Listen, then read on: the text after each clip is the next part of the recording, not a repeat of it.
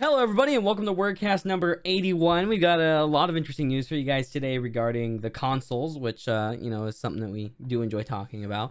And then we've got some Android 11 news, some AMD rumors, a bunch of other fun stuff. So I guess we'll jump into it. I'm Ethan, and you guys probably already knew that. Daniel. Yeah, he's Daniel. So that's also those are important things to know. Oh, and I'm supposed to say the date. We're recording this at about 9 p.m. Pacific on September 8th. So if any of this changes between then and when you watch it, we apologize. Yeah. So we're gonna jump into the Xbox Series S news since that was just confirmed today. Yeah. So this was all a little wild. So yesterday, somebody leaks an image of the Series S and pricing of $299, and then not that long after, Windows Central confirms that confirms it was still not from Microsoft, but their sources confirmed. The pricing, the design, November 10th is the release date, and the pricing of the Xbox Series X of $499. And then Microsoft, then I think it was this morning, confirms that all the stuff about the Series S was true, which also means that the pricing of the Series X is also probably confirmed. Most likely, yeah. Like, if everything else in their leak was true, it'd be pretty odd for the Series X price to not be true unless it changes between now and announcement, which is possible.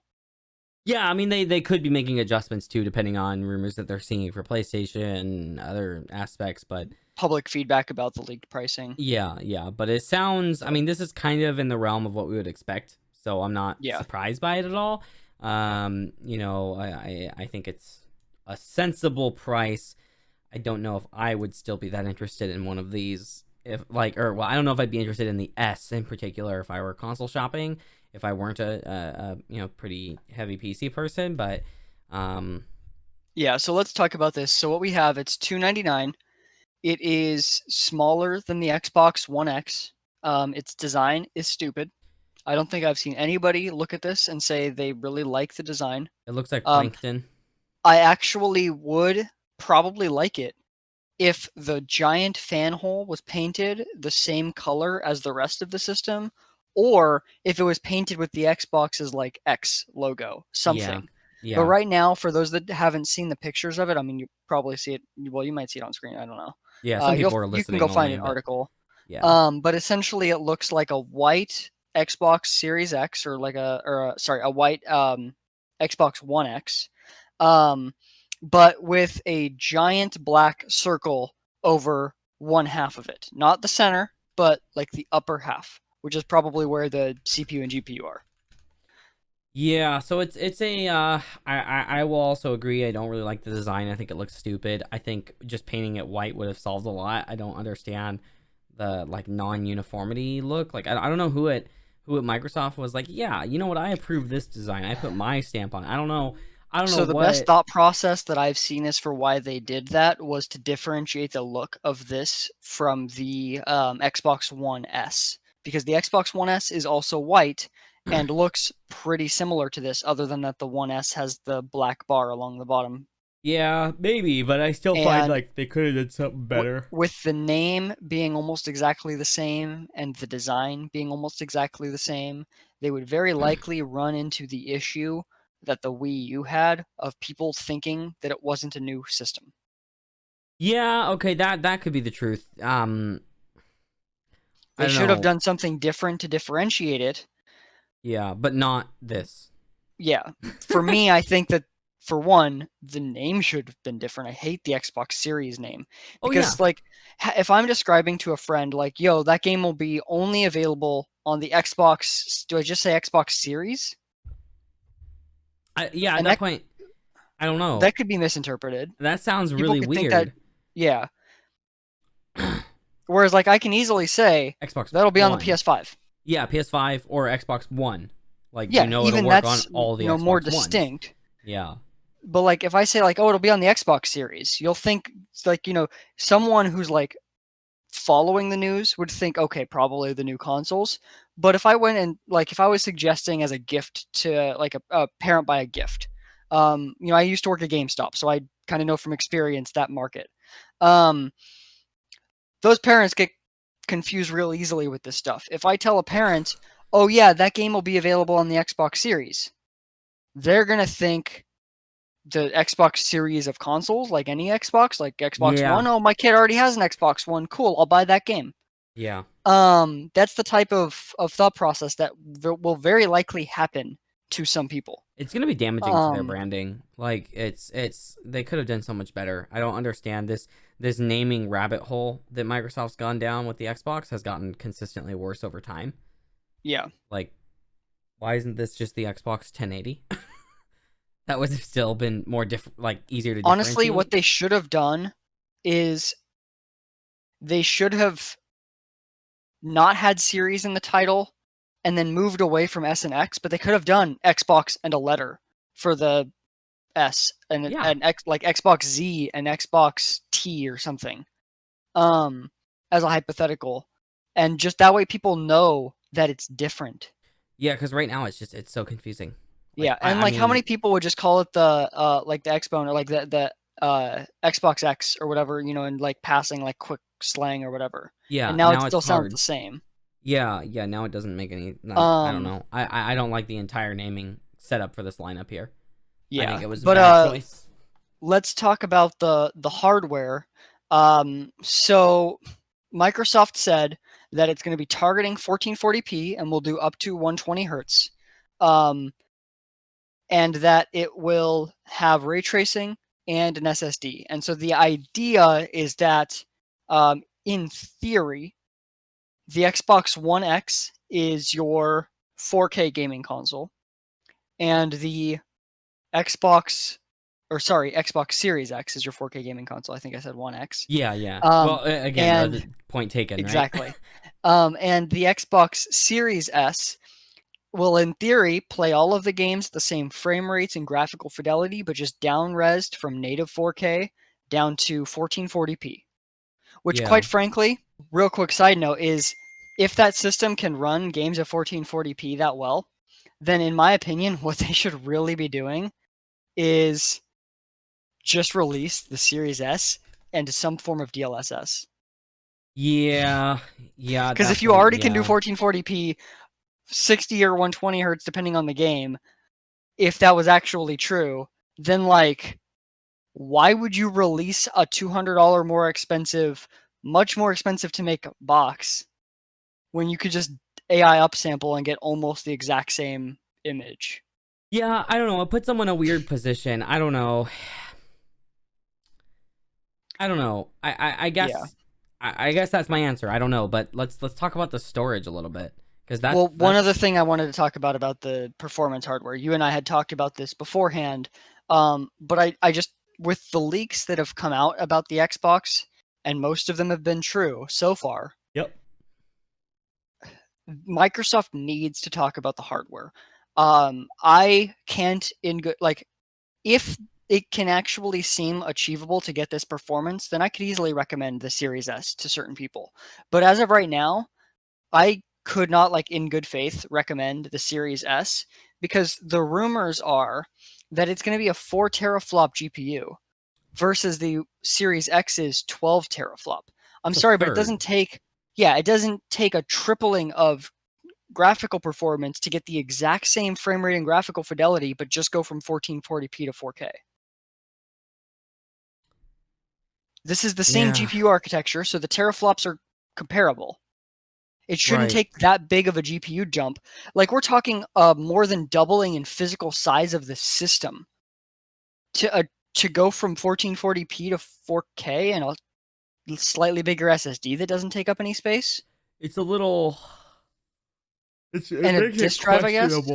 Yeah. I mean, teraflops and flops and stuff are obviously no real proper indication of performance. Like, we don't know yet for sure what silicon's being used, so maybe there's something here that makes it so that 12 teraflop GPU ends up being necessary, because maybe there is some hardware upsampling or something like that on the 4 teraflop Series S. Well, they're stating native, but they're stating native 1440p that upscales to 4K.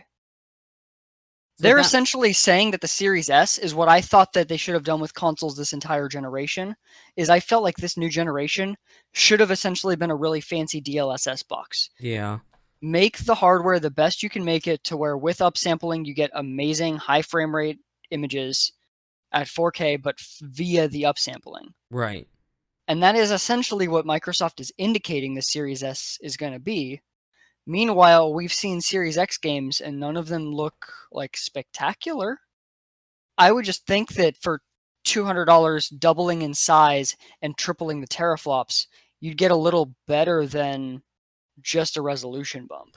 Yeah, I mean that's a lot of money to spend on that to just And bump that's up the where I think that resolution. there's like, There's something maybe doesn't feel Microsoft right. is, it's entirely possible that Microsoft is just taking more of a loss on the Series S because it is digital only. And it is entirely Yeah. possible that they should be pricing it at $400 if they were not taking a huge loss. And if that's the case, then that makes sense. But I just want to see the hardware before I recommend anyone pre-order this when pre-orders go live. Yeah, yeah. No, It's I simple as agree. I that. think it's yeah. They've got to reveal more before the pre-orders happen.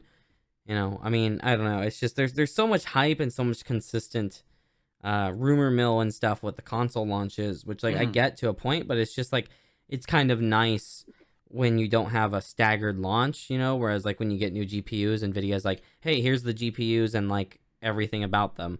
And Yeah. here it's like here's 17 different presentations about the Xbox Series and the differences between them, and one will be hardware but only some of the hardware, and then it'll be some more of the hardware, and then some of the software, and then some hype about Yeah. Lego Star Wars. It's just like I I don't do think understand. part of why we're where we're at and why things aren't that clear is because of the leaks from yesterday. Like Mm, Microsoft, to be clear, did not intend on announcing this news today. It was not like they were like, "Oh, we're prepping for dropping the news," and it got leaked the night before. right, they were This gonna be stuff got going, leaked. yeah, Microsoft was like, "Oh, well, the secret's out. We're just going to confirm it." yeah. Which I mean, I guess, And and to some extent, I mean, you start to question: does it make more sense to stay quiet about it, or does it make more sense to just tell everybody it's true? well, I think in this case they needed to confirm it because, like, before the confirmation, all that was being talked about was that it was not that good looking. And now after the confirmation, people like know that the price is real. And so they're talking about, oh, this is a supposedly 1440p version of the Series X for $300. Let's Yeah. go.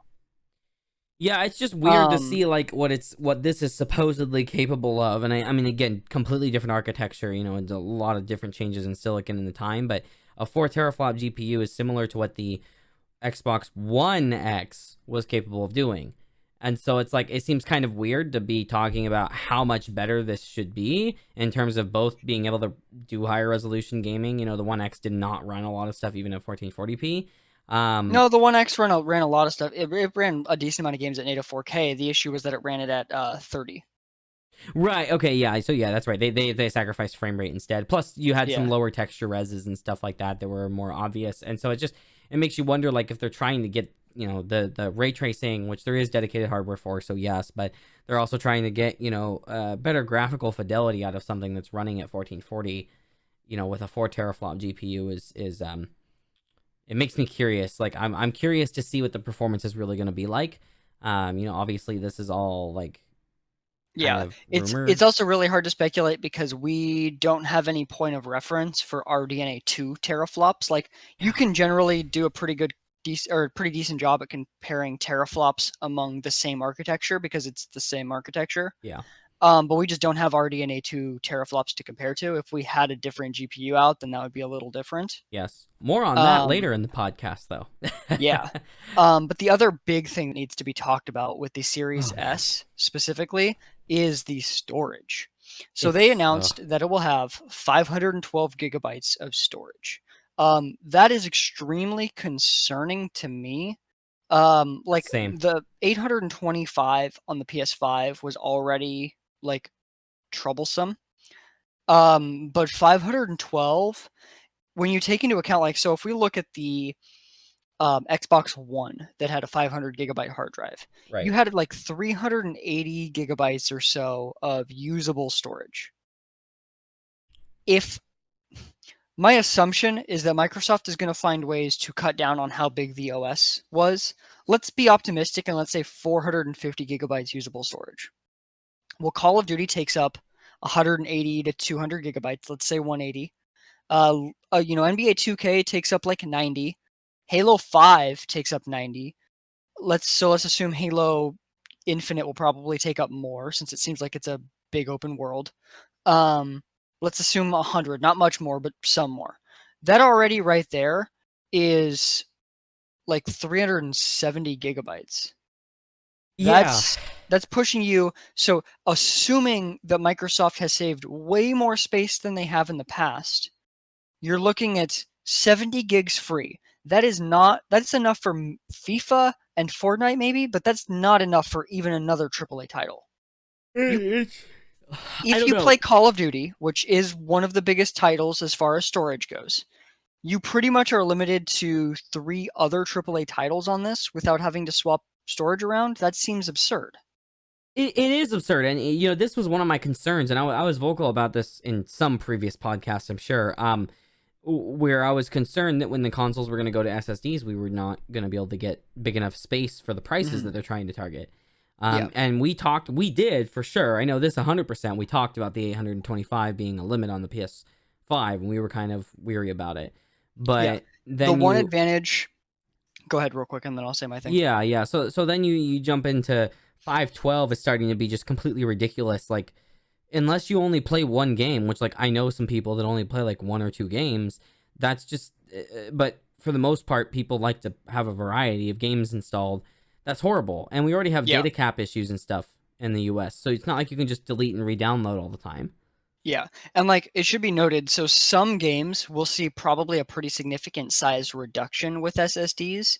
If you look at Spider-Man is the example Sony uses, but if you look at like a cross-platform game, and a made for SSD version of GTA should be reasonably well, before you take into account the increased textures, it would be dramatically smaller because any like open world city based game is going to have a lot of duplicate assets because if you look at real world cities, there's a lot of duplicate items, parking meters, benches, mailboxes, stuff like that are generally pretty consistent in look among like a downtown area of a city. Yeah. And so you're going to have duplicate assets. Well, duplicate assets on hard drives have to be on the hard drive multiple times. Spider-Man is constantly used as an example because the developers have publicly talked about it. And they said that they had a mailbox on there 400 times on the hard drive. Even if that mailbox is, 1/10 of a gigabyte, or 1/100th of a gigabyte, that's still a lot of storage. That's still 4 gigabytes of storage just for mailboxes. Yeah, and I mean, even if you drop it all the way down to just being like a megabyte in size, which is depending on texture res, maybe not unreasonable, but that's still half a gig of extra wasted space. And you do that, 10 times, 20 times, 30 times. It's a lot of space savings. So I guess and then that you is take an into important account that next gen will have higher res though. And that's why, like, I'm assuming a game like Call of Duty will probably get some SSD based optimizations, but I don't know though, nowhere because on near PC it's huge, and PC does not do the same like duplicate stuff on the hard yes, drive. any game with a hard drive does that. Well, right, That but I is mean, how you make games for hard drives. right. But I'm saying that so the PC doesn't currently games don't currently detect whether you're running on an SSD or hard drive for the most part. So they don't have any of the SSD optimization. They only are made around hard drives. You don't get any of the space savings that you would get from having an SSD on PC because they don't know that, and so they have to build for hard drives. So the way that this works is like any aspect of the world that you're in, any like chunk, maps to like a chunk on the hard drive. And so if an asset is needed there, it's faster to have that item in the chunk of the area you're trying to load rather than having to load some of that chunk and then pull from another part of the hard drive. And so that's why they have the asset multiple times, especially for open world games, but in general, just for most games, is if you're trying to load something, it's just faster to do that if you can load the area and that's it. And so if you need to have multiple assets throughout a game, you have them where, like, in whatever chunk of the hard drive the rest of that chunk of the world is in. I guess it makes me wonder though how much control they have over that on PC, right? Because like Like They would it's have the same amount of control as on consoles because you're literally like how how they essentially build out how the game is stored is this way. Games are stored like when they're essentially mapping the game to a hard drive, which they do in engine like higher level engines. You're essentially like having your chunks assigned based like that's how they get stuff to load fast. Like you couldn't load an open world game very well if it was trying to pull data from anywhere on the hard drive at random. no, that's true. I mean that's the whole purpose of things like defragmentation. But I guess my question that I'm trying to so when you write sequentially to a hard drive, it does write sequentially to sectors. And so having different duplicate assets in the same sectors, I can see that being useful to an extent. But my thing is that that data, when you're writing to a drive, you have such great variance in things like platter density and stuff like that, that you may have an effect there where it is further away than it was intended to be, because it's not as simple as like you can't write this chunk of the world is on this sector. The sectors are too small for that, and so you're still writing sequentially, but it could Well, end up in they a fairly essentially different just area. have but like they essentially just have the relevant assets near each other. And so Hmm. if you have one section of the game, like let's say one part of a Warzone map, one like corner, you have some asset in there that's then used on the opposite corner. Well, that data is probably not particularly close on the hard drive. That's just common sense that that's not how the map would be laid out, is that the opposite corners of the map would be near each other. So you'd probably be putting a duplicate asset of that with the rest of that other data from that other corner, so that when it needs to grab the data, no matter what, it's now closer because it's Yeah, near the well, data. and I suppose with the sequential write that would make sense. Yeah, yeah. Yeah. So, And so that's what happens on hard drives. Sorry for that little tangent. well, no, I Whereas think on it's important to, SSDs, yeah, yeah, but like so on SSDs, you pretty much just need the asset on there once because it's so fast to seek for that information. yeah. You're removing all of that seek. It's just here. There's the data. Load it. And if you need to load it twice or 5 times or 100 times, no problem. Just keep doing it. Um, and so just all in all, you can cut down on a lot of space if you have a lot of duplicate assets. A game like Call of Duty, for one, it's still being made for current gen consoles and for PC. So it's not like they're going to be doing SSD optimizations for the next year or two, most likely. Yeah. But even when they do, Call of Duty doesn't tend to have too many duplicate assets. Like it's not a dense city where it would make sense to have the same asset 400 times on a They have map. such a big variance in area, yeah, that it's like there's a lot of assets in the game. Just a Yeah. lot. And so when you take a lot of assets and then you increase the resolution of those assets, even if you can cut out some of them, probably you're probably not gaining file size at all. You're probably still losing a decent amount. So even if Call of Duty right now is 180 to 200 gigabytes, I if they think with don't the new make a DLC it's change, closer to 250 now. It's fucking crazy. well, yeah, I don't know because like I know that the updates were huge, but some of that is replacing data. Yeah, yeah, no, that's true, but I think the Like when the total Warzone map capacity, changes, yeah. I yeah. don't have the game installed, so I don't know. Yeah, I was gonna check and then I remembered Um, I uninstalled it. but when you look at that, like you're running into a situation where, you know, if it's already approaching 250 now with all the DLC, and even if it's not, think about where we're going to be 3 years from now, unless they can figure out a change. You know, people Yeah. buying the Series S are probably not the type of people that are going to upgrade their console every 3 years. And so if Yeah. 3 years from now, the new Call of Duty is 300 gigabytes, well, that's all but, you know, maybe you could fit 2K in there as well on your SSD. Probably not if they don't find a way Yeah. to free up some of the OS space. Are they just maybe trying to count on game streaming being a bigger thing for the Series S buyers, maybe? I don't I know. just partially that, partially the fact that it's proprietary SSDs and they make a profit off of that. Yeah. Partially it's just trying to they don't care about they care about the quality of the product, but they don't care about especially that long-term aspect of like what's going to happen 2-3 years from now with game file sizes. They Right. don't care about that because all that matters right now is having a low price point for launch. they'll probably release a $350 Series S, and in my opinion, that would be a much, much better buy. With like a terabyte hard drive instead. Yeah. Yeah. No, I think so. I think a terabyte is what my like personal to me minimum is for a good game drive. Even for like a PC, like that's what I recommend. I'm like, get a terabyte, install your Yeah. OS on that, and then that's also good for some games. And like And personally, I have 3 terabytes of SSD space just for games. Like they're yeah. so big now. It's like Yeah. I still don't install all my games even on that. Yeah. And like for me, like pretty much the only reason I'm okay with Sony doing the 825 is because they're doing non-proprietary SSDs. And Yes. so while at launch, like this year and next year, SSDs that are fast enough to work in that are going to be very expensive, no doubt. But again, this is more so my concern about storage is in the short term, but more so in the long term as games continue to get bigger. Mm-hmm. When you look at 3-4 years from now, with the way SSD prices have been pretty consistently dropping, as far as at least for the quality of SSD that you're getting, speed wise, I should say, not necessarily overall quality because QLC. Well, But QLC's had issues with speed too, but they're yeah, not using QLC here. I can say that the oh yeah. reliability is too much of a concern. I don't think they would risk it. This is probably TLC. But when it comes to the SSDs, you're looking at, because it's non-proprietary, you're looking at something where there's going to be competitors, there's going to be a bunch of different options. You don't necessarily need the absolute fastest. Like there's going to be 7 GB a second SSDs this year coming out. But you only need whatever the bare minimum that Sony finds gives them enough headroom to make it work, which is probably going to be 5 3/4 or 6 GB a second for most drives. Yeah.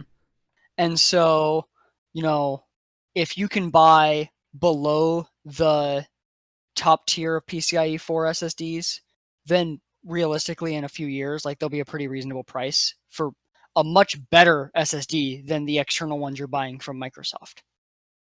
Yeah. That's the thing is Because the I do not Microsoft like. ones are still like only 2.4 GB a second, I think it is. Yeah, the proprietary format that they're using it's disgusting. Yeah. I don't. That's not how you treat consumers in general. I'm against that's kind of like anti-right to repair type stuff, right? Where it's like Mhm. it's longevity wise, it does damage the longevity of a product when you can't replace components yourself.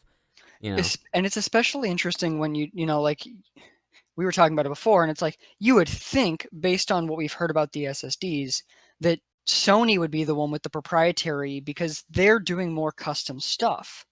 But instead, what Sony did was Sony put in extra work to give the IO controller headroom above what they need for the internal SSD so that they can make external SSDs work and still be able to achieve all that they want to achieve.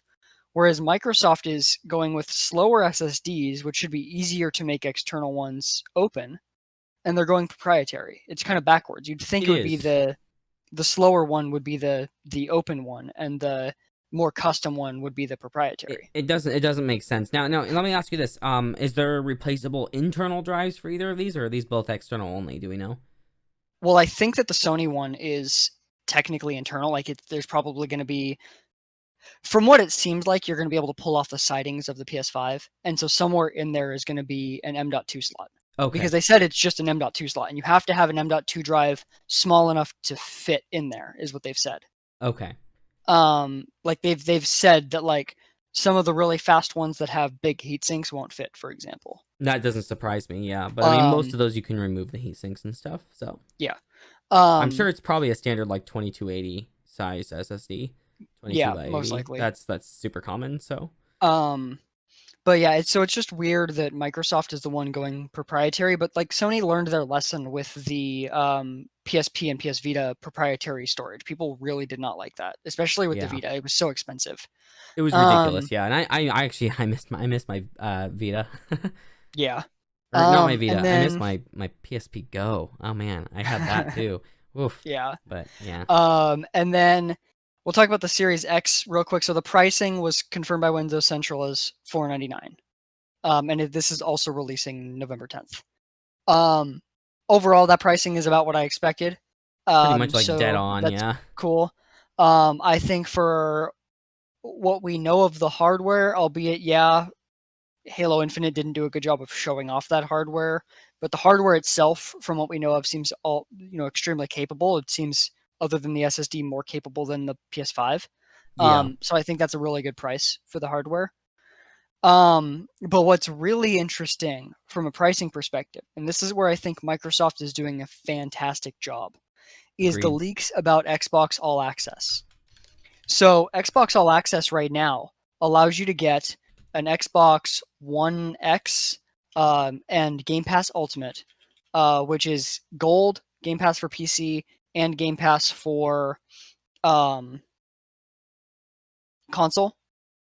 Right. And you can get it for, I know it's $20 for the Xbox One S. I don't know. I think it's like 22 or 25 for the One X. Somewhere around there. But overall, like a pretty good deal. And then these leaks indicate that um, the Series S is going to be $25 a month for Game Pass Ultimate and the Series S, which puts you at a total two-year cost of $600, which is $60 less than if you were to buy the Series S and 2 years of Game Pass Ultimate on their own. Yeah, Fantastic. You're yeah, that's saving money to pay for it monthly. it's a great. Yeah, so that's kind of backwards from what you normally would do. Of course, normally you pay more if you pay monthly interest or just, in general. And obviously, if you keep it longer than 2 years, then yeah, because is it 2 years and you own it? It's 2 years and then you own it. Oh, wow. So there's no downside to it, and that's actually, with this current timing of the current economic climate, this is an incredibly smart move from Microsoft. And I was actually talking to somebody the other day about the pricing of some of the consoles before this rumor had dropped, and I was saying that the Series S is probably going to help Microsoft sell more, despite the fact that it's not really that much of a direct competitor to the PS5. But then if you start to factor in this, then I really start to feel like Microsoft's going to probably sell more, at least initially, than Sony, unless maybe Sony's going to end up doing something similar. Initially, they're both just going to sell what their capacity is. Okay, this is true. Well, that's how it always goes, but yeah. And then for the Series X, $35 a month for the Series X and Game Pass Ultimate is the rumor, which puts you at a total of about $840, which means you're still saving $20 from buying the Series X and the Game Pass Ultimate for 2 years. I gotta be honest too. Depending on how good of an entertainment system is in terms of the Series S or X, in terms of HDR playback and stuff, it might be something for people to consider for a home theater setup as well. I think the biggest thing with the home theater aspect would be that most people that are really looking for home theater hardware beyond built into their TV probably want a Blu-ray player, which means they couldn't do the S. Yes. So you'd still have, so the X is going to have a Blu-ray player, right? Yes. Okay, yeah. But even then, $35 a month to have one unit that does everything you need, and then obviously you need a TV and receiver and speakers. Yeah. But and I think what's especially important with this is, like, I have Game Pass, but I don't really utilize it that much because for me, the games aren't always what I tend to play. There's some really good indie games, and I love hopping on and playing those. But as of recent, it's not been super big for me. But it's so cheap that it's like, that's fine. I don't need it every month. Or I don't need to be playing games every month for me to get my money's worth. But what's really great is if you are struggling financially right now, but you can make do with $25 a month or $35 a month, that allows you to play new games in that pricing. Like, it's not like you're just paying for the hardware and then you've still got to drop $60 on games.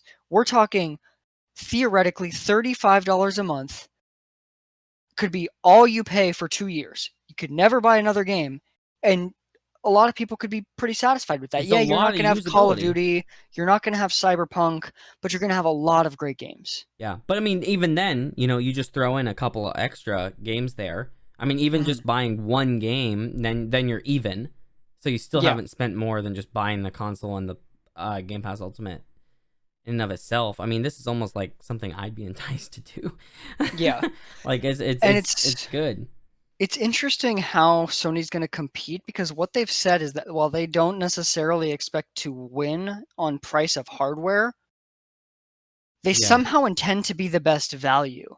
And they did say that includes because of quality of games. And no doubt, in my mind, Sony's first party titles are much, much higher quality. In fact, not my mind. You look at reviews, Sony's titles are higher quality based They on are. review scores. Yeah. And so that does have some extra value. But like, that's not enough to make it a better value than this. And this is the type of thing, like, this has been rumored for years. This is just now more confirmed.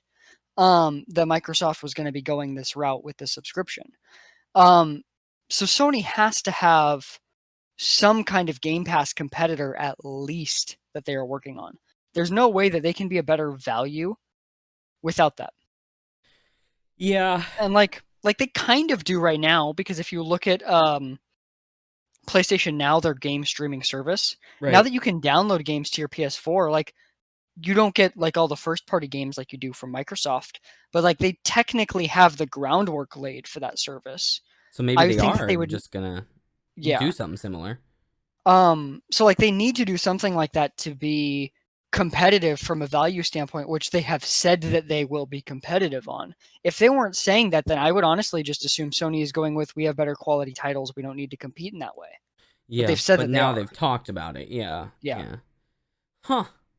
So Well, we'll I'm see what interested to see happens. what happens. Yeah, but I mean, you start to do these kind of like low monthly cost pricing, and it starts to Mhm. entice people like me and stuff that may not consider buying one as a whole because, paying over time is, it's just less of a burden and is also, it makes you feel like less guilty about buying it if you're not going to necessarily use it right away, but you might use it later, or you're waiting for a specific title. You don't want to buy it right when it comes out, but then this kind of entices people to buy it right when it comes out Yeah, anyway. especially when you're overall saving money. Like if this was Yeah. something where it ended up costing people extra, then it's like, okay, maybe don't do that. Did But you say this if comes with you're Game Pass Ultimate for PC as well, or just Game Pass Game Ultimate? Pass Ultimate is Game Pass for console and PC. Oh, that's right. I keep forgetting they changed their naming again. Microsoft, can you please work on your naming for stuff? But Game Pass Ultimate is just all of it. It's pretty straightforward. the Game Pass naming has been confusing over the last couple of years for me. It's Game Pass for Game Pass for PC, Game Pass for Xbox, and Game Pass Ultimate. That's always how it's Okay. been I since thought they there was Game launched. Pass. Well, maybe it's just the nomenclature that they're using on some of their apps and stuff that have confused me. Because I swear I've seen something that says Game Pass Ultimate for PC somewhere in one of their apps or something on the store, or maybe so. Oh, That may be where my confusion's coming from. But yeah. either way, Um, but yeah, overall, like that is where Microsoft is really killing it. If this is all true, which I do believe it is, based on the fact that this leak came in the batch of the other leaks that have all been confirmed, yeah, yeah, um, is whether or not they're your favorite first party games, they're killing it in value for consumer, and that is fantastic. yeah. Excuse me. Yeah, no doubt, no doubt. And I think it's going to be enticing to a lot of people. Yeah. I mean, if Sony doesn't do, I feel like if Sony doesn't do some kind of monthly pricing here, that could actually hurt them really bad because as a consumer, especially a consumer that maybe, either doesn't have a lot of money or is living on an allowance, a kid or something, Mhm. when your options are, $400 for a console or $25 a month for a console, you're going to pick the latter Well, a lot of the time. maybe though, because like you know, games really do matter, and True. like Spider-Man is a big get. God of War is a big game that sells consoles. Like Halo Infinite probably caused Microsoft to lose console sales. That footage that we saw. It was pretty awful. Yeah. Whereas Spider-Man Miles Morales is not a full game, and it will sell consoles because it was the first Spider-Man game was amazing. This is being done as like a smaller, cheaper title, all around. It's just the type of thing that people want to play. And the other thing is that like if you own whether it's a PlayStation 4 or an Xbox One, Yeah. there is no third-party games that you'll be playing on the Xbox Series for a little bit that will be exclusive to the Xbox Series X or Series S, and there is no first-party games that won't be on Xbox One as well for the first couple of years. So if you have an Xbox One, the only reason to upgrade right away is graphics. That's it. I And mean, if I you have a One suppose, X, a more responsive OS and stuff like that too. But yeah, yeah, which matters. I graphics mean, and but load times, yeah, yeah, really. But like that's not what people think. Like when people think about next gen, they're looking at graphics and new games. yeah. And then you When see all you something have like is Halo graphics and you Infinite. have no new games, and then you Yeah, see games like Halo Infinite where the graphics don't look amazing, yeah. it's a hard sell. Which to all the people out there that are like the graphics don't matter, the game is what matters. I completely agree with you. Depending on the game and the platform, but when you are using it as a tech demo, As a system seller, as and a it system looks, seller, and it looks bad, that's a problem. The best looking games for the consoles for like the first year oftentimes are the ones that are the system sellers that start off things. yeah. So And when Sony is adding like gameplay mechanics to their games, and Microsoft is making their games look like up-resed Xbox 360 games, and adding a hookshot that even Legend of Zelda had on the N64 and Doom has and stuff like that. Like it's yeah, not adding like it's not a it's lot of new changing the Halo functionality. formula by moving to open world, and some people will like that and some people won't. Yeah, But it's not really adding anything new. Whereas like Horizon Zero Dawn was a very interesting, very unique game with its like very unique story, some unique gameplay mechanics. yeah, And and so it's like that Microsoft type doesn't of have thing. anything in that realm right now. Yeah, for now, Yeah, Microsoft has been buying a lot of studios, and this first event was more of a Game Pass event. I think that was a mistake that I think they should have marketed it as a Game Pass event, and I think people would have been really hyped. yeah. But marketing it as this is your first look at next gen, and then doing that, I Microsoft's don't done a think. bad job with marketing around the Xbox as a whole, Yeah, I think. I mean, when it comes to naming, when it comes to the presentations, when it comes to containing leaks, when it comes to this, it's just they haven't done a great job. And going real quick back to Halo Infinite, is another thing I want to emphasize there for those saying that graphics don't matter. Halo is one of those titles that's been known to show off console graphics. That's been one of the things it's been best at. That's like like saying Crisis. Oh, graphics don't matter. It's like no, that's like half the reason people care about that game. I bought Crisis 3 because of the graphics. Ended up loving the game as a story, but the sole reason I purchased it was because I wanted to see what it looked like in person. yeah. And that can sell a console or a game The or yeah. the other issue when you look at the graphics with the Halo Infinite situation is that you're not talking about a situation where it just doesn't look that much better than Halo 5. You're talking about a situation where when you compare it, like it looks worse. It looks worse than Halo Reach. A Yeah. lot of people complained about that online, how it looks like they took like Halo 3 or something and just upresed it to 4K. Well, and they have Halo 3 maps and stuff on there, remakes of the maps. I wonder if they're duplicating assets and just rebuilding those assets or something instead of trying to go from scratch. I don't know. Yeah, I don't know about that. I think it was just the art. I really think it comes Yeah. down to just they just didn't choose the best art style for showing off graphics. Yeah. And it's like, and the game's not done yet either. It might look amazing when it comes out. Well, and they delayed it because of And the they delayed feedback. it because people So, complain. Yeah. So it better look amazing when it comes out. But it's just disappointing because it's like that was supposed to show off this new generation of consoles. And I don't know. yeah. And then you look at, like when you look at Sony's event versus Microsoft's event. Sony announced a racing game, Microsoft announced a racing game. Sony showed gameplay, Microsoft didn't. Yeah. That's the type of stuff that gets people to really care about the system. Right now, yes, Microsoft has the consumer value advantage. But like for me, I mean, I can play the Xbox games on my PC and I have Game Pass Ultimate already. So I'm not particularly worried about buying an Xbox console. Microsoft is already going to get me to play their games when they're good games. But if I didn't have a gaming PC and I had to choose between the two systems, like I only have so much time to play games.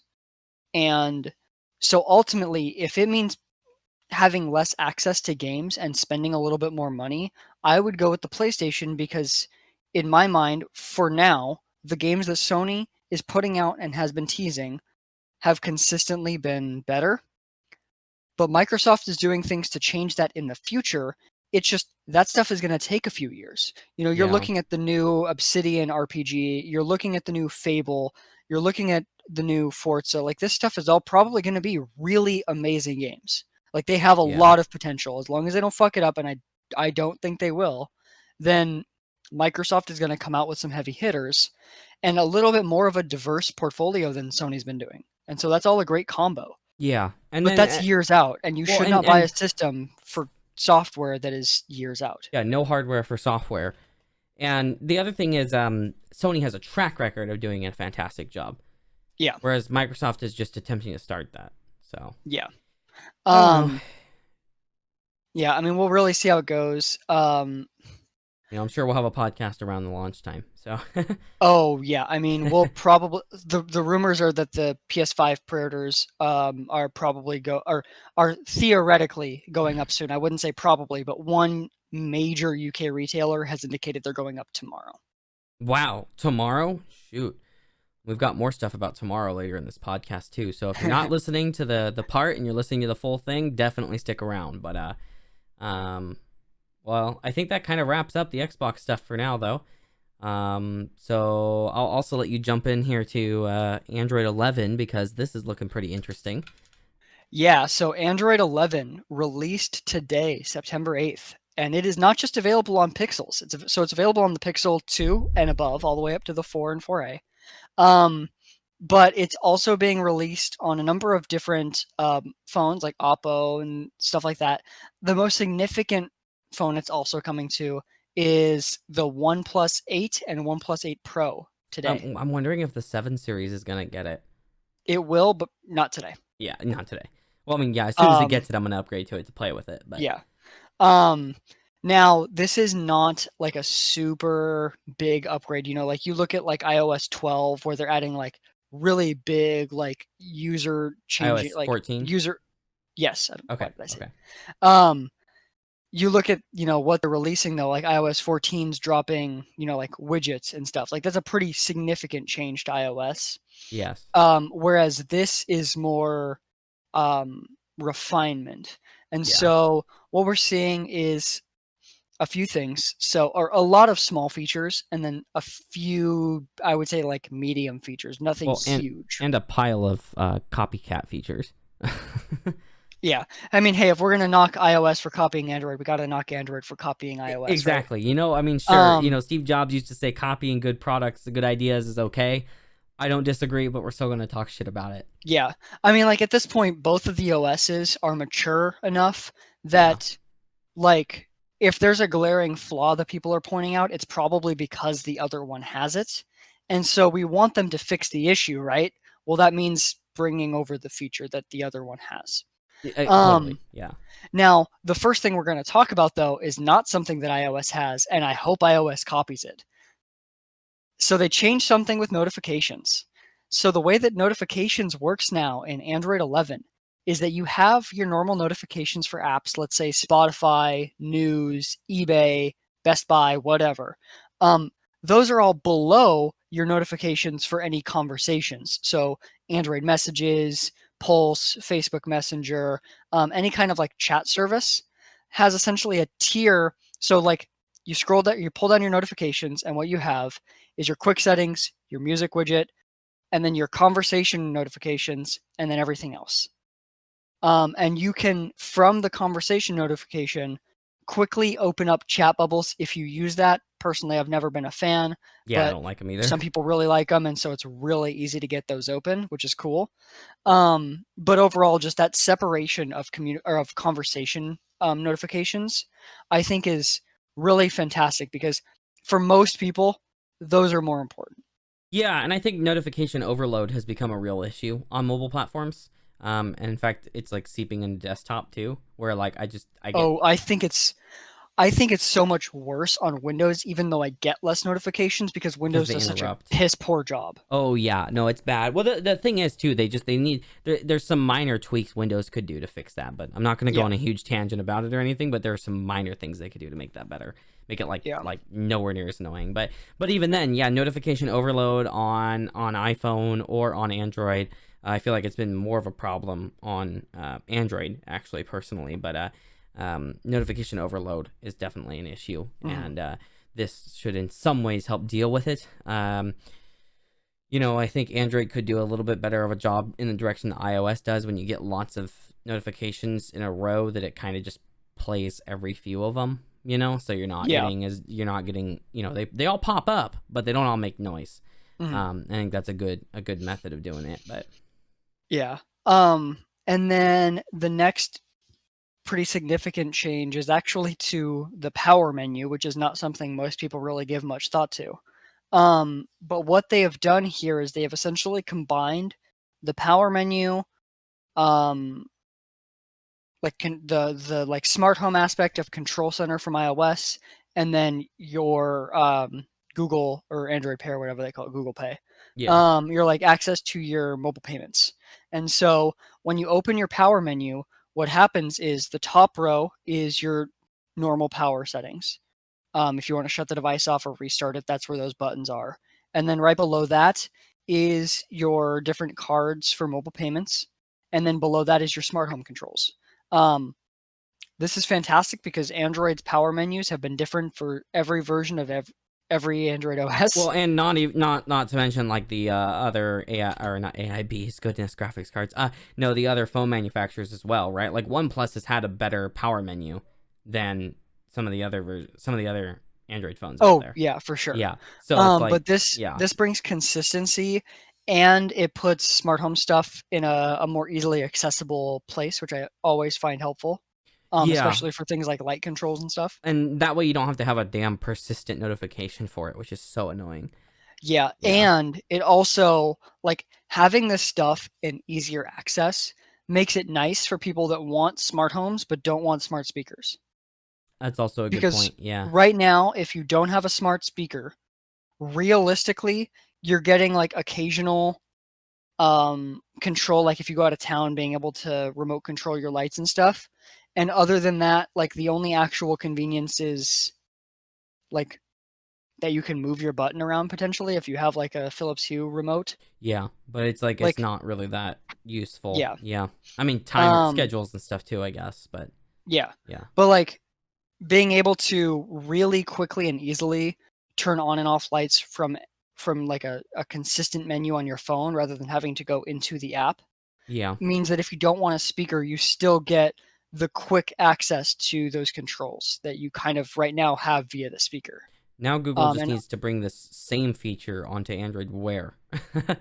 But God, yeah. Android Wear will never get anything ever. Yeah. Whereas like iOS Control Center has had, if you have HomeKit devices, has had smart home controls in that for quite a while, and I think that was really good. And I'm glad that I almost said Microsoft, Google is putting smart home controls into the power menu. And I'm sure they're going to do it in a more open way too, because HomeKit's not fantastic. HomeKit's great. The only issue is that you need HomeKit devices. Yeah, exactly. That's what I mean. But you remember that Google and Apple and Philips and all of them are working on like a joint thing, right? Yes, which hopefully will help solve a lot of the issues. Because I mean, because I'm part of the Apple ecosystem for my normal computers, it's like a part of me is like almost wanted to try out HomeKit stuff instead. But I mean, your Philips Hue is HomeKit enabled. Yeah, but I have some stuff that's not HomeKit enabled here. Yeah. So I don't know. But it's nice to have those quick controls on the phone. So I'm glad that they're adding that here. Yeah. And then the next big change is permissions. So for one, location, microphone, and camera permissions now give you the option to select one time only. Finally. Which is good. Yeah. About time they got that. And then if you want to enable locations permissions for like in the background when you're not in the app, you now have to go into the settings. Now, like when it prompts you, you can select to go into the settings. It takes you to that page. Right. But you have to actually enable it from the OS settings. It's not something that you can enable directly via the prompt. Oh, And okay. then That for makes me, sense to me. Yeah. yeah, I for me, mean, the best, go ahead. I was gonna say that the iOS does it where after several times, then it lets you allow all the time, which Yeah. to me is I think a slightly better approach, just because it makes it easier on the consumers to understand what's happening without having to open up settings, which for some people can really confuse them. But Yeah. I mean, yeah, Um, I mean, like, realistically, though, with the way that they're doing it on Android, the worst case scenario is that an app is not tracking you true. when you want it to Yeah, be, yeah, which is like not, unless it's for like a safety app, it's not the biggest of deals. yeah. Um, the other really cool thing, though, and this is something I do want to see iOS copy. If you have not, I don't know what the time length is on this, but if you don't use an app for a certain amount of time, it will reset the permissions to none of them are enabled. So if you, let's say you give TikTok camera access or microphone access, and then you don't use it for a month, theoretically, depending on what that time frame is, like it would delete that access. Same with locations, photos access, whatever. It would just remove the access for that permission. And I think that's a really good idea. If you're not using an app, it shouldn't have permission. Totally. I think that's a great feature. I hope Apple ends up copying it. Yeah. And just make it like a 2 week delay even. It's not that hard to click allow access again. Yeah. Um, the one thing that I really was hoping to see here that we didn't see yet is what iOS is adding in iOS 14 of like the way that they're handling photo access. Yeah, yeah. So for those that don't know, in iOS 14, the way that it works is that when you go to open, let's say you open Twitter or Instagram or something, it'll prompt you now for which photos you want to give them access to, and then it will open Apple's photo viewer, and you can select the photos before it then will allow those photos to show up in the native app viewer. Now, apps don't actually have to use their own viewer. I don't understand why so many apps do, actually. And I think less will with this change because, from the user perspective, if you're using, like, any app can use Apple's photo puller, at Right. which point the photo doesn't ever go to the app until you've selected it anyway. And then the users don't have to deal with the prompt of select access to photos. And so, in my mind, unless it's something like Google Photos where you'd want it to be pulling a lot of photos, I think that most apps should just switch to using the Apple one anyway. That way users don't have to do that. But any apps that want to use their own photo viewer on iOS, you can essentially make it so that it only gets the photos that you want to give it access to. It's a nice way of doing things. I like it. I've used it for apps that I don't trust, like Instagram and stuff like that, where it's like, no, you can Hmm. just see the things I'm gonna post and that's it. Yeah. I So mean, pretty much the only app I think that has full photo access that's a third party app is Google Photos for me. yeah, no, that's it. Oh, actually, no, Plex does for me as well because I back up there. Yeah, But yeah, that just makes backup sense. stuff. Yeah, Yeah. everything else is like no lockdown, Hmm. which is great. I mean, the more locks down you can make stuff, the better. I mean, it's better for security and privacy and stuff too. But it's not just about protecting your privacy and data. It is about the security thing too. There's, you're closing potential places for holes. So Yeah. yeah, that's good. And then a few other minor features. Again, there's a lot of really, really small stuff, so I'm not going to go into a ton, but they're changing how screenshots appear. So instead of it showing up in the notification pane, they're now showing up in the lower left corner like they did on iOS for a while now. They're adding in It's native a lot screen more recording. convenient. Yeah. They're adding in native screen recording now. Unfortunately, there is no way in this version to stop the screen recording without fully swiping down the notification pane and clicking on the currently recording notification. Oh, Whereas, like on iOS, when you're doing screen recording, or on some other versions of Android that have it built in, I think Samsung's might do this. I know that there's one, at least yeah. one that does it where there's like a button you can press that will then prompt you to stop the recording, and that won't show up on the screen. So you can easily stop the recording without like adding in something into the video indicating that you were like screen recording and stopped it. Or potentially adding in a notification you don't want to be seen. That's So, also very yeah. true. The other thing I will say too that's really nice about the screenshots being in the lower left corner is if they implement it quite the same, I want to play with it. But like in iOS, it's so nice to be able to take a screenshot of something, open it, do any edits or whatever I want to do, send it to somebody or share it to social media, and then delete it. So I don't You have never all actually these have to. extra freaking photos. There's so many photos. How many times like Google Photos won't need to prompt me to delete screenshots anymore because I just won't have them. It's so And you would nice. think like it would make sense for Google, especially where they offer free unlimited backup of photos, Yeah. to want to try and make it so that people are taking less unnecessary screenshots or saving less unnecessary screenshots because it's going to save them money. It is. Yeah. Yeah. I think it would make a ton of sense for them to do it. So hopefully it works a similar way because it's just so nice to just be able to be like, done, delete the photo, and never have these extra screenshots because on all my Android phones, the amount of screenshots I have is just insane. It's crazy. Yeah. Just for like sure. for random stuff. So, and good. then they added in a bunch of like new do not disturb control notifications. You can exempt like specific apps. You can, as I mentioned with the notification section before, you can set people to be priority notifications, and that will both prioritize them in the notification section. But then also it would, if you choose to set this up, be able to exempt them from do not disturb and things like that. Which I think is important. So yeah. Yeah, you could already exempt people from do not disturb, but this is like a just essentially a better, more granular way to exempt certain things. Right. Yeah. So cool. Well, I think that sums up Android 11. I'll play with it once I have a chance to do stuff on it. Might make a video about it. We'll see. But, do it. So, now we're jumping into our AMD news for the podcast here, or, for the part if you're watching it. So, AMD is, interestingly enough, they're entering the networking hardware market, kind of.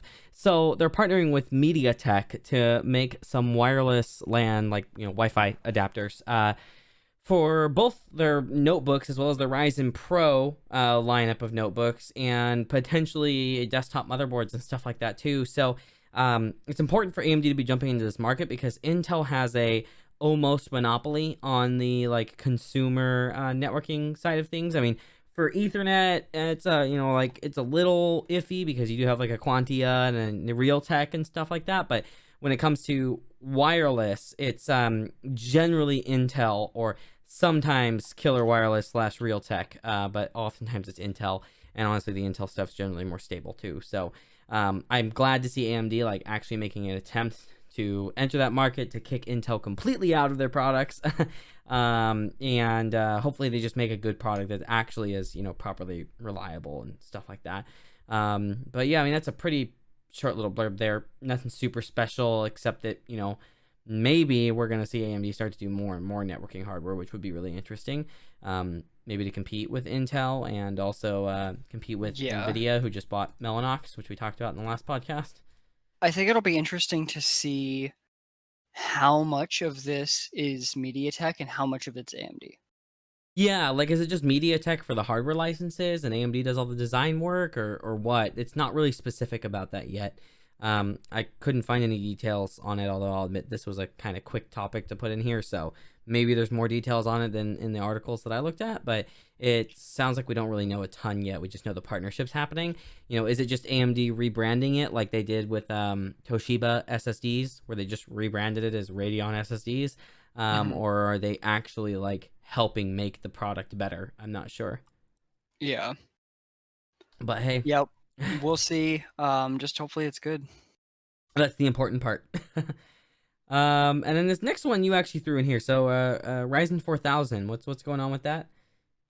Yes. So there was some tweets from someone named Yuri Bubli, I think is how you pronounce that. He is the author of the DRAM calculator for Ryzen software and the clock tuner for Ryzen software.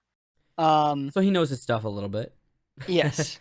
And he has apparently information indicating a couple things about Zen 3. or Ryzen 4000 series. So essentially what he is saying is that one of the key features of Zen 3 will be the curve optimizer, which allows you to configure the boost of Ryzen processor. And in addition to that, you'll be able to customize the frequency for each core without any restrictions. Yeah, so that's pretty impressive. So, okay, here's my first thing, though, to preface all of this as a request to anybody that has any relation to AMD that's watching this right now. Can you please make it so that you can have Hyper-V enabled on desktop and also use Ryzen Master to control clock speeds? That would be really No, nice. It'd be really great. no. Oh man, you have no idea how much I hate it when I can't use their amazing software. I haven't checked in the last like 3 months, but I doubt it's changed. I can't use their software if hardware virtualization is enabled. And I'm like, there needs to be some kind of workaround. Even if it disables some features, I'd still like to be able to use the software at the bare minimum for monitoring. So yeah, you guys should fix that. But other than that, yeah, that's really exciting. I mean, being able to adjust your boost clocks curve is amazing. I mean, for some people that could be really really valuable too, because if you're in a especially with how high core count Ryzen desktop is now, being able to tune that potentially systematically, like with a profile that you apply or something like that in the enterprise, you could be purchasing.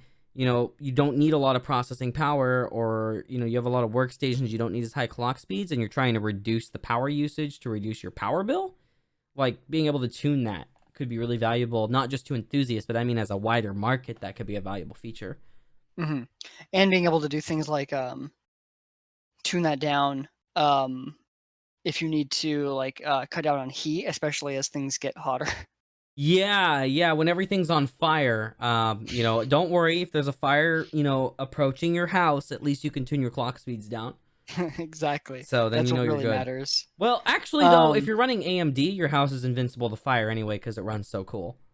Mhm. I mean, the fires were started by Intel, but AMD's Yeah. the fight back.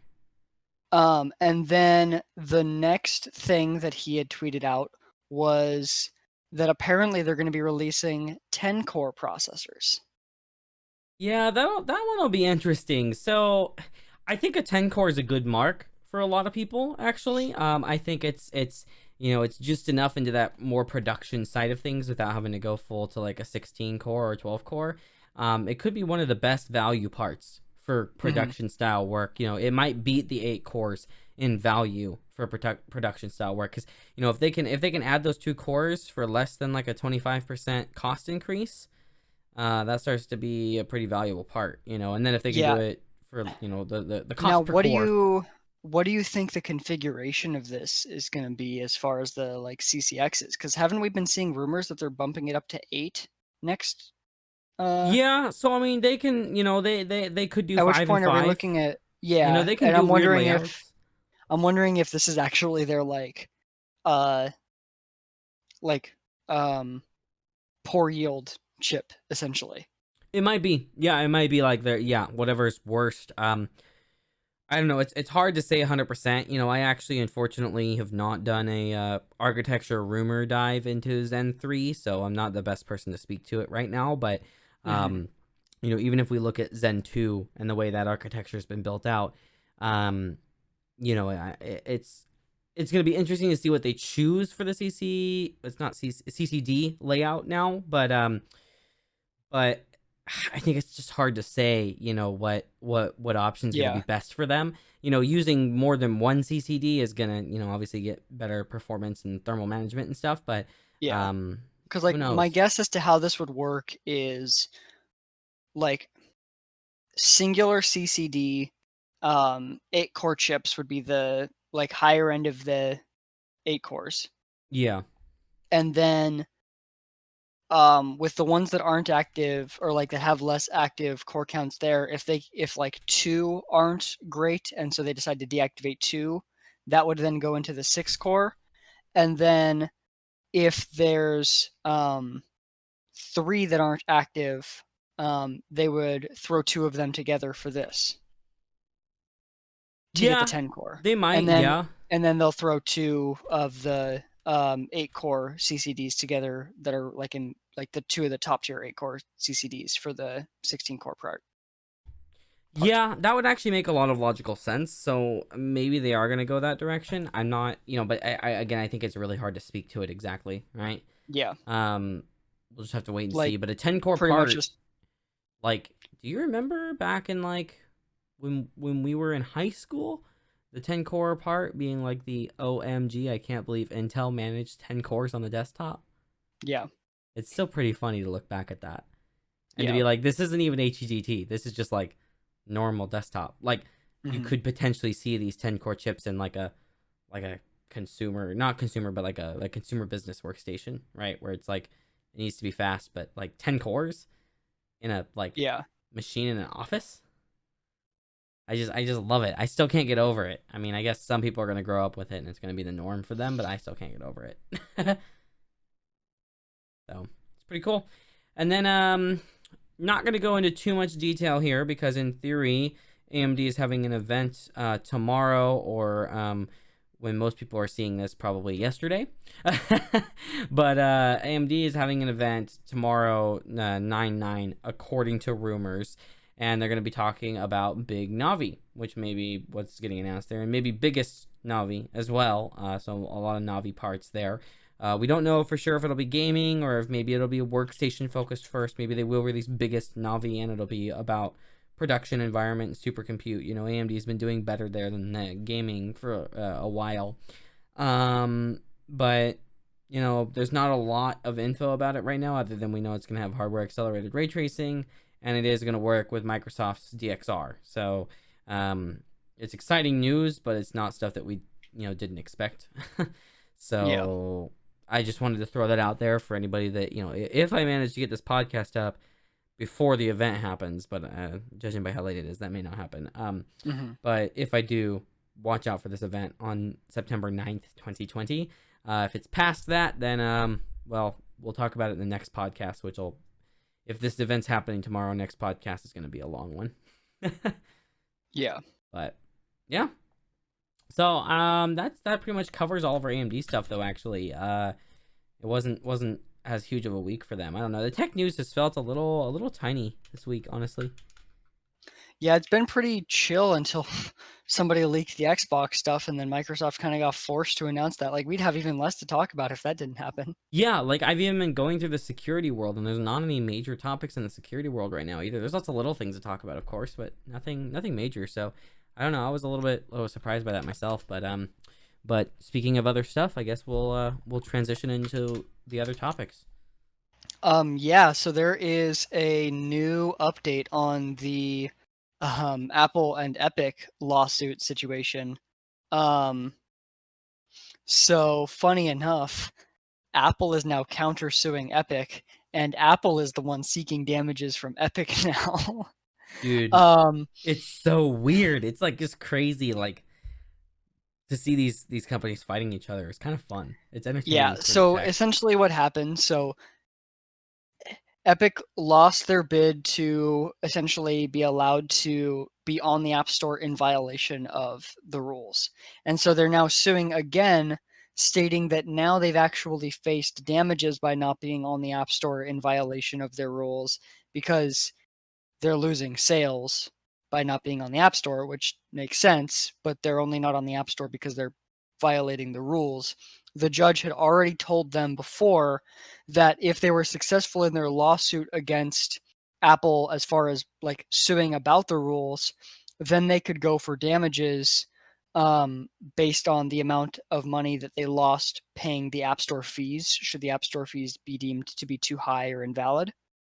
Um, and so Epic doesn't really have that much of a leg to stand on as far as damages, because essentially they have a path to be on the App Store and they have a path to get their money back should they be deemed successful in their lawsuit. But what Apple is doing now is they are suing, stating that Epic violated its contract with Apple because you do sign an agreement to be on the App Store, by essentially setting up their own payment method, and that even though they're not on the App Store now, by still running that payment method through or on iPhones, because they got onto people's phones through the App Store, They are essentially violating that user agreement still, even though they're not allowed on the App Store at the moment. And so Apple is suing for restitution for the money that Fortnite is making through its own payment system because it is only using its own payment system in violation of the contract.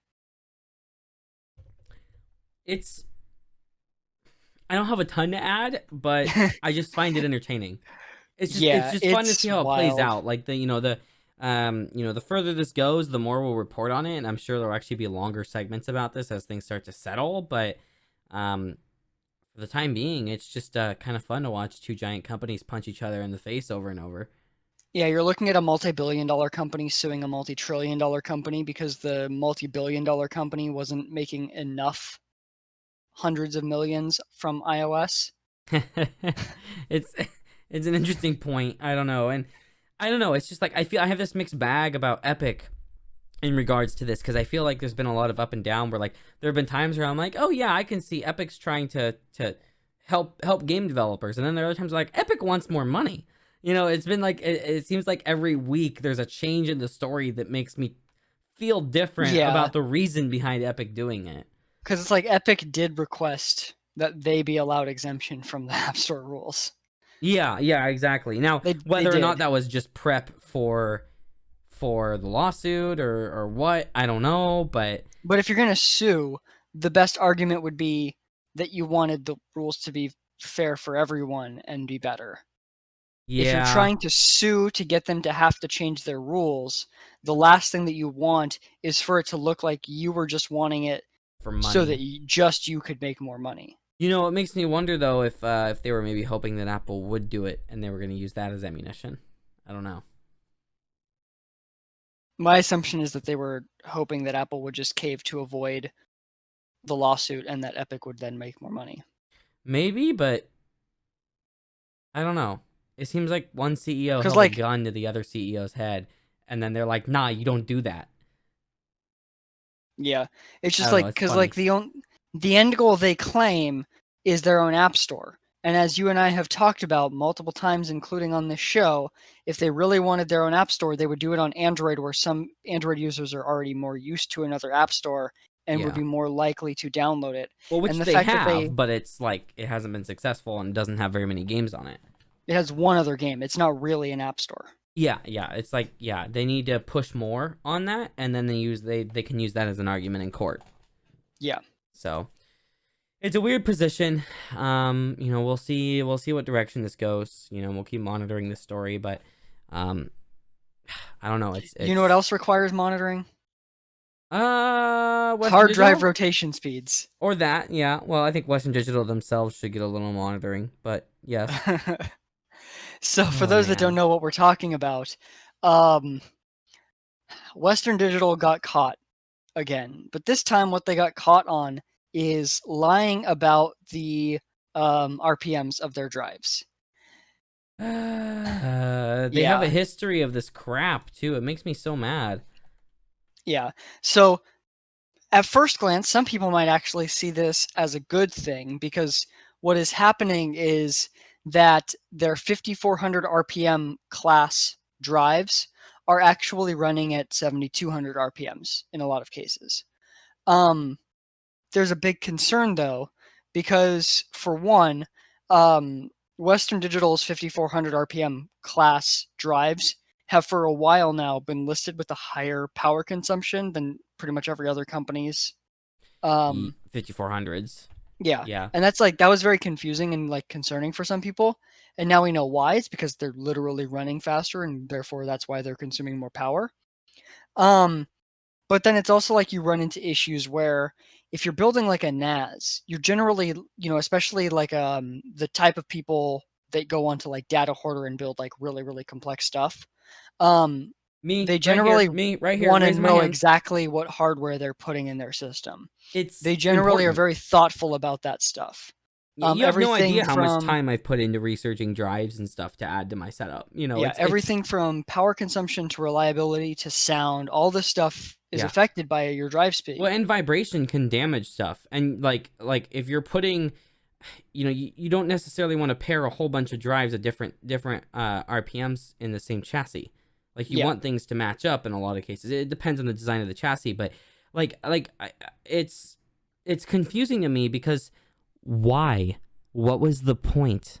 I can't. My assumption is that similar to how Tesla manufactures less products to make it cheaper to manufacture, Western Digital just got into that mindset of let's just make less things and we'll just undersell it. We're technically false advertising, but like we're not selling someone something that is lower spec than they're expecting. Yeah. That's my assumption as to the thought process that led to this. And that might have been fine for something like WD Blue drives, like normal consumer Mm-hmm. drives. It probably would have never been found. Well, But this it's is like the easy happening stores. on The easy Reds. stores sometimes have those like white label drives that are completely different. They're refurbs even and stuff sometimes. Then that's okay. But when it's like you said, when it's NAS specific, this is a Yeah. problem. Yeah, like WD Reds are NAS drives. And so you're buying and this is happening on like 8 terabyte and aboves. So you're buying an 8 terabyte NAS drive, expecting it to be a specific thing, and it's not that thing. And I don't understand the history here. Like I'm not gonna buy WD. I mean, I haven't for a while, but this emphasizes that I don't want to buy WD drives anymore because like we can't trust what they say about the specs of their stuff. The Yeah. 50 with the pile of issues that we've had recently, it's like, oh, you could potentially buy an 8 terabyte drive. I mean, I'm saying in theory because we don't know, because Western Digital false advertises that is a 5400 RPM labeled drive that's for a NAS use, but it's actually a 7200 RPM shingled magnetic recording archival drive that automatically bricks itself after a certain period of time, because there was a time in history where WD had drives that bricked themselves after a certain amount of time. Yeah. And it's like it's not even just a relatively like short-term thing. Sorry, my chair is like collapsing. It's not even like a relatively short-term thing. It's like they've been doing this for a while. Yeah. And And it's the weird. drives are lying via smart. Like the firmware is reporting 5400 RPMs via the smart interface. And that's another problem too, is like so one of the things I do is for a near petabyte NAS, I monitor the smart data for all those drives manually by hand. I go through the smart data each month, and like one of the things that you'll come across when doing so is some data points on certain drives are just random jarbled characters, and they don't actually mean anything. WD could have done that, but they didn't. Like Yeah. they could have reported the RPM as some garbled thing of numbers or vendor specific stat, but they didn't. They just listed it. They lied. Yeah. Why is my chair? And My chair's literally like collapsing itself. What? oh, nice. That made no sense. Yeah. So how this got caught was really interesting too. So one Redditor had reported that they thought that something weird was going on. Or no, sorry, not a Redditor. At first it was a member of hardwaredeluxe.de Okay. who had began investigating this more than a year ago.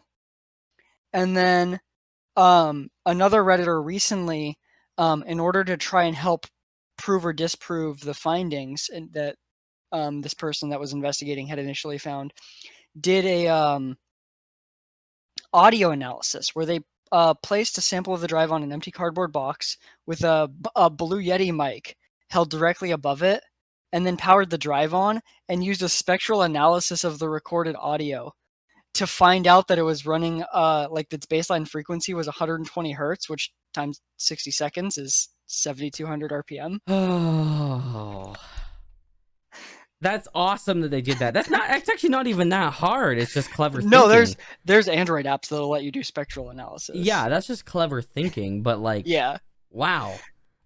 Yeah. See, so WD, have you not learned your lesson yet that people that are fans of data storage are also they're nerds of hard drives. Do you not understand what that means? Do you not understand that being a nerd of storage is like the nerd of the nerd, and you need to understand that we're gonna catch you when you do crap like this. Yeah. And I want to read to you WD's response and see what you say. So here's their response. For select products, Western Digital has published an RPM speed with a class or performance class for numerous years, rather than publishing specific spindle speeds. We also fine-tuned hard drive platforms and the related HDD characteristics to create several different variations of such platforms to meet market or application needs. By doing so, we are able to leverage our economies of scale and pass along those savings to our consumers. As with every Western Digital product, our product details, which includes power, acoustics, and performance data transfer rate, are tested to meet the specifications provided on the product's datasheet and marketing collateral. What? So essentially what they're saying is what I said of they're like making one product en masse. Like that's where they were talking about economies of scale. Is that they're making one Right. No, I product get to that spread it part. out. Yeah, And then but they're lying about the spindle speed, but that they're accurate on the noise level and power, so it's fine. no, it's Just don't not. lie about The it. vibration is another factor, and again, yeah, just don't lie about it. Sorry, but a 7200 and 5400. What do you mean 5400 class? There are 5400 RPM hard drives that only write at 5 megabytes a second. What do you mean 5400 RPM class? The RPM has never been, well, okay, to general consumers that don't get it, it has been a mark of performance, but it's never really been exactly performance. RPM means lower seek latency. RPM usually means higher performance because you can do more to the platter quicker, but it doesn't necessarily mean that. You have things like platter density and,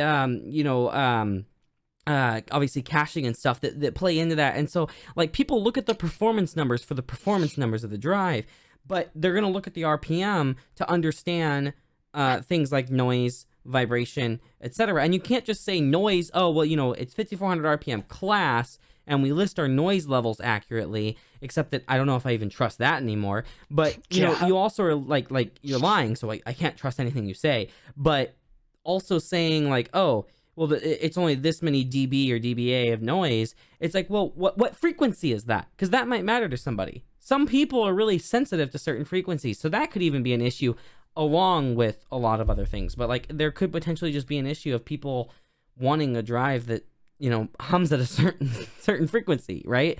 And so it's ridiculous to think that you're lying about this and there's no benefit from it. And by calling it a 5400 RPM class, are you trying to imply that it's slower? And if so, why? Yeah. Like I don't understand. And then the other thing is, going back to the speed situation, like if you can't trust, like if they're just saying class, then theoretically at any point they could do the same thing. They could have the same drive as long as it makes the same noise and consumes the same amount of power. They could drop an actual 5400 RPM one. And because they're just doing noise level and like power consumption, if they release, let's say, like a somehow like slightly faster than normal 5400 RPM drive that has that same noise level, but it's running at 5400 RPM, and you buy it thinking, oh, this will work in a RAID configuration or something, and then you Yeah. have a 5400 and a 7200 RPM in your RAID configuration, that could probably not end too well. Well, yeah, and I mean, then you're also gonna end up with different performance levels and stuff like that. So you don't want to do that, and depending on and like I'm part of the data hoarder community, but I don't have unlimited money, so I don't have a rack of 80 hard drives. But there are people that do, and the vibration can start to become a real concern when you go beyond one or potentially two chassis, and even in some cases one chassis of a lot of drives. Vibration can start to be a real concern for that, and vibration, you don't know what speeds these are spinning, that can affect that drastically. So I don't know, this is just ridiculous. I like the analogy that Ars Technica used at the end of their article. They said, this doesn't strike us as much different than a window sticker on a V6 sedan which declares it to be a 4-cylinder class with no indication of what's actually under the hood. Yeah, that's perfect. And I just can't figure out, to me, like, why they would do that. I don't get it. Yeah, just say it's a 7200 RPM drive. It's not hard, WD. Like it's not hard to just not lie about your product, especially when it doesn't actually affect like the product. It's literally just there's no positive to this that I can see. Yeah, so you're looking at it's happening on it was tested and confirmed on 2 of the Element drives, the MyBook, 2 of the Red Plus drives, and 1 of the old Red drives. So they're just doing it all over the place. Yes. And they've been doing it for a while, apparently. Yes. Why? Oh my. It's just like the shingle magnetic recording thing. SMR drives are extraordinarily useful for a lot of things. Why lie about it? Why brand something as a NAS drive?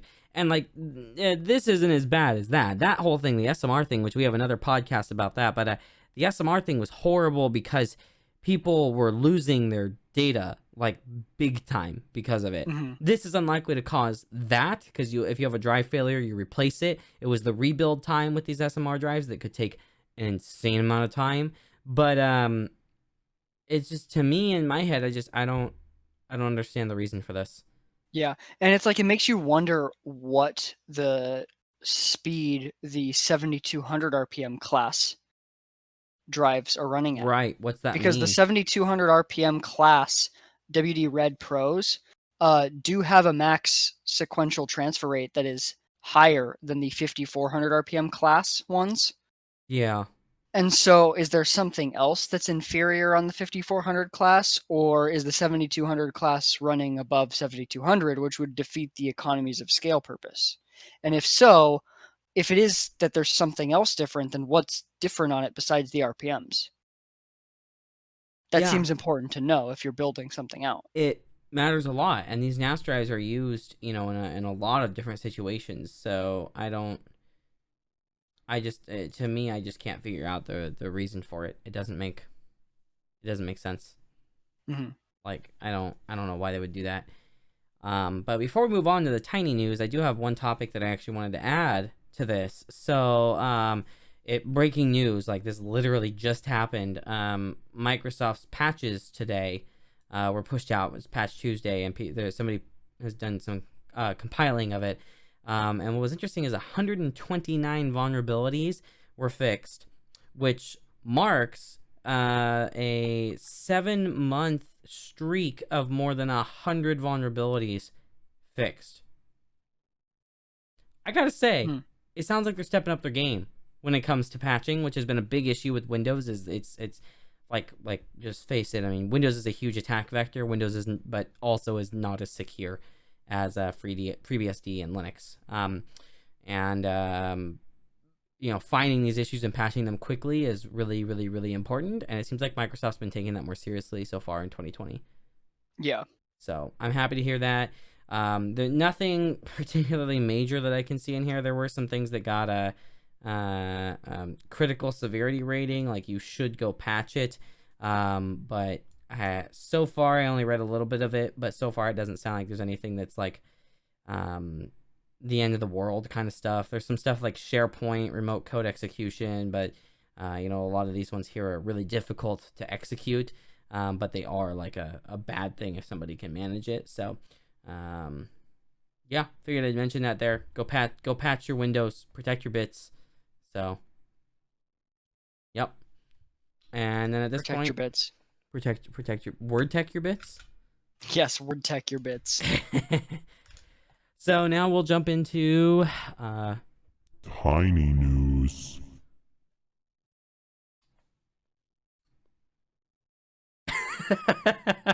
So Crysis Remastered has a maximum graphics setting labeled as "Can it run Crysis?" That is the label. I appreciate that. Just that little sprinkle of meme in that. So I'm really excited for it. Just thought I'd throw that in here. And then you had a couple of interesting topics in the tiny news section as well. Yes. So Google is rolling out a new feature. This is not a part of Android 11. This is just an update to the Google Phone app for Android. But they are now doing a verified call system. So just like they've had like verified text message senders for a while now, when you're getting text messages from like businesses and stuff, they're now doing verified calls from businesses. And what's really cool about this is that they are actually giving tools to businesses so that not just are the calls verified, but they can actually present a reason for the call. So the example that Google uses is, let's say you make a transaction that your bank wants to call to validate. Well, you can get a call from your bank, and it will not just say the name of the bank, but it will show like an official image, and it will say that it's verified, and it will present the reason that they're calling. It's pretty cool. Yeah. It's a pretty cool feature. I like it. That's something that Apple doesn't really have an equivalent to right now either. So, right? I'm not wrong about that, right? Yeah, they just don't. Yeah, nothing like it. So, I appreciate it. I think it's really cool. Yeah. And then the last thing is, oh no, not last thing. There's one other thing after this actually that I just found. But breaking news while we do the podcast. Yeah, the next topic. So GM has acquired a stake in the electric truck maker Nikola. So they have acquired an 11% stake in the company, and they will apparently be assisting Nikola in producing both battery electric and hydrogen fuel cell vehicles. Yeah. So GM is like, oh, we oopsied. Like you don't see Ford doing this. Ford has electric vehicles because Ford started to develop them a long time ago when Tesla was like, hey, we're doing this.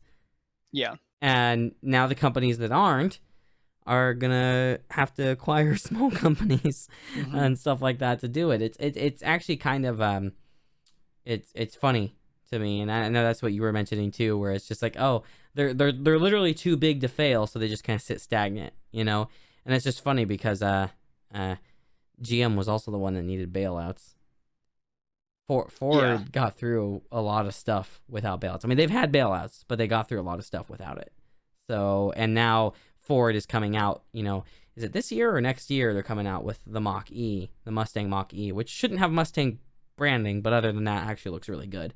But then GM just has like nothing. I mean, the Chevy Volt and Bolt, they're not very good. I mean, the Volt's interesting, but it's not exciting. Yeah. So. And then for the last thing, this actually ties into the first thing we talked about, which was the Xbox. There was a leak that just came out a little while ago about a potential SSD expansion card for the Xbox. Keep in mind, the Xbox Series drives aren't even high enough to saturate PCIe 4. They're like 2-point-something gigabytes. So they are, or at least can be, PCIe 3. Okay. 1 terabyte. If this leak is true, Microsoft really is fucking up. $220. I really hope it's not true. That is more expensive than PCIe 4 5 gigabyte a second NVMe SSDs. Wait, did you say 220? Yes, 220 for a 1 terabyte SSD. Daniel, if you do math, like not including the cost of Game Pass, if you're doing the $25 a month thing to get the Series S, right? So you take out the half of that cost for Game Pass, the $300. Yes. Yeah. This is only $20 cheaper than the console. No. Oh, well, yeah. Well, yeah, I'm saying if you factor it that way, if you pull the Game Pass out of it, so it's $300 and then you take the $60 off from that. Yeah. But no, like... Oh my gosh. So, like, if you bought... Let's assume that 500 gigabyte is a little under half. Not exactly half, but let's assume it's only $100. Yeah. That means you're looking at, for a 1 terabyte total amount of storage, Xbox Series S, thanks to the expansion, you'd be looking at $400. If Sony can do an 825 gig diskless PS4 or PS5, full spec, not down spec like the Series S, for $400, that changes. The storage pricing a lot. Does change a lot. The storage pricing needs to be out there before people make decisions here. Yeah, I really hope it's a placeholder. gonna not understand, that 500 gigs is not a lot. Like, I Yeah. think there's gonna be general people that are buying, children, parents, that kind of thing. Not necessarily the general gamer, because gamers complain about games being too big, like normal gamers. But the people buying it for other people aren't gonna necessarily understand that. Oh, it's only good for a couple of games, and you have to spend another, $200 something to Yeah. get more. And like it should be noted that right now there aren't any I don't think there are any NVMe PCIe 4 SSDs that are faster than the PS5 drive. No, not Um, that consumers can buy, but yeah. but there will be later this year, and we already have the 5 gigabyte a second, which is pretty close to the PS5's drive. We already have those PCI 4 drives for 190. And so if we assume Corsair drops one that's half or 1 gigabyte a second faster for $30-$40 more, you're now looking at the same price, maybe slightly more than Xbox's external drives. And that's first year of non-proprietary drives, so they will drop in price, and these drives are way faster. Yeah, no, it's a significant improvement. I think that's the important note there, is that Yeah, that speed improvement is going to make twice as them, fast. yeah, like they're going to be fast enough, and I mean, IOPS and other measurements, they're not going to be, they're twice as fast on sequentials, but even so, with the way the controller works and stuff in the PS5, you're in theory still going to get that near instant boot, instant load, etc., which you probably won't have the same thing. You might still have instant resume, but you're not going to have as good of loading times and stuff on games that do need loading, which this will kind of create on the Xbox. Like, you'll kind of have, like, games on those SSDs may actually have to have loading screens. No, it shouldn't be. I mean, that's the point of doing it proprietary, is it's essentially just Yeah, maybe so, but PCI it's lanes to slow. the drive. But yeah, I guess Well, it's yeah, but not. it's just as slow as the internal drive. Right, that's true. The Yeah, it's Xbox's not. internal drive is Is nowhere not very near. fast. Yeah, Yeah, okay. it's like a Interesting. pretty par for the course NVMe drive. It's nothing special. Nothing special. Yeah, which It's again the only emphasizes that thing. it's basically just a PC in a box with a custom OS. Yeah, the only thing special is how it routes the data to the GPU's RAM. Right, that's right. Yeah, That is the special thing, is Which, that it can load assets faster, which the yeah, PlayStation can also do. which RTX IO is probably going to come kind of close to that, but still be far away And from PlayStation. and no doubt that whatever RDNA2, their implementation of it will come pretty Yeah, close to the consoles, because especially like there's going to be some things that AMD just isn't going to try and compete on, or can't compete on, because they're not going to build IO controllers and extremely advanced decompression units into yeah, their graphics cards.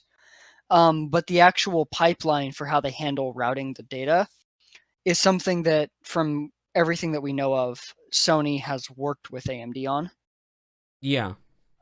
to integrate into RDNA2. And some of the stuff is going to be that Sony has done is apparently like not even RDNA2 ready, but coming in eventually in RDNA3. Interesting.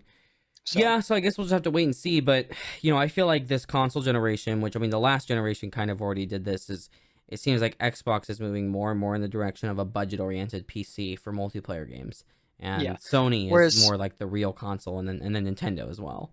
yeah, apparently Sony is even internally, like, they are trying to avoid, although they are prepping if they feel the need to do it, but they are trying to avoid releasing a mid-gen console. Like, they're trying to avoid doing like a PS5 Pro.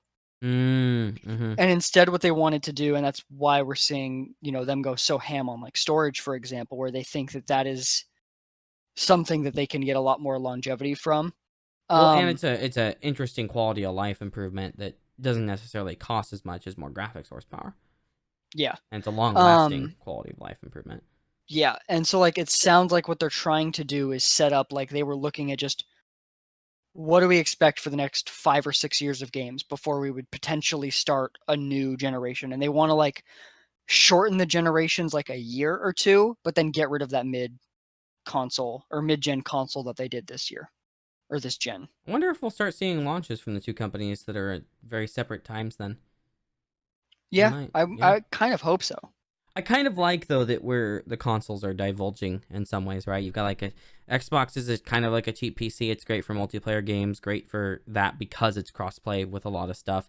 You know, and you've got some really cheap options there too. You've got Nintendo that's doing something that's more portable and, you know, kind of sticking with their more unique style. And then you've got PlayStation who's trying to heavily optimize it so you get not necessarily the cheapest, but the best value with a lot of good single player games and stuff like that. It's interesting to see the differences. Yeah, for sure. And then it's like, I feel like they're now starting to really have to compete when it comes to like how they're doing things. Mm-hmm. Because before, what happened was like most people would buy systems based on where they were going to be able to play games with their friends. And so if most of your friends bought Call of Duty on Xbox, you were probably going to buy an Xbox. If most of your friends bought Call of Duty on a PlayStation, you were probably going to buy a PlayStation. Well, now that there's cross-platform play, you're going to go where you think you're going to get the best experience for how you game, and then you can still play with your friends. That's no also matter a good where they point. are. Yeah, that's a good point. And so people that do tend to play more story games and stuff, it just makes more sense to just go in the direction of PlayStation if you care about those titles.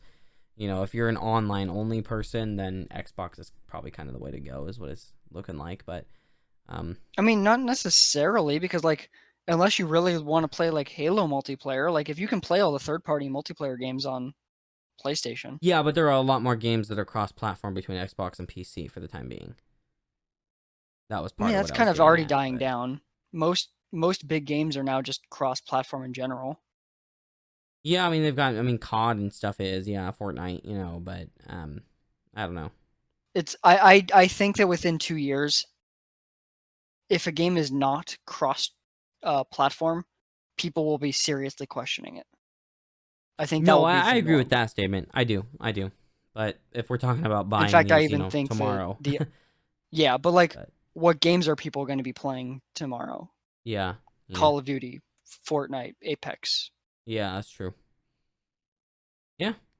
So Well, I think that concludes everything. The last important thing to add here is PCMR. Thank you for watching, no, just buy and everything. thank you everybody for watching or listening. You know, we appreciate it, and seems like we've actually been getting pretty good viewership. But for those that make it all the way to the end here, leave a comment down below and tell me your favorite kind of cookie dough. Why? I don't know why. I just want to see if You somebody should gets ask to them the something end. relevant to the topics. Relevant to the topics. What's your um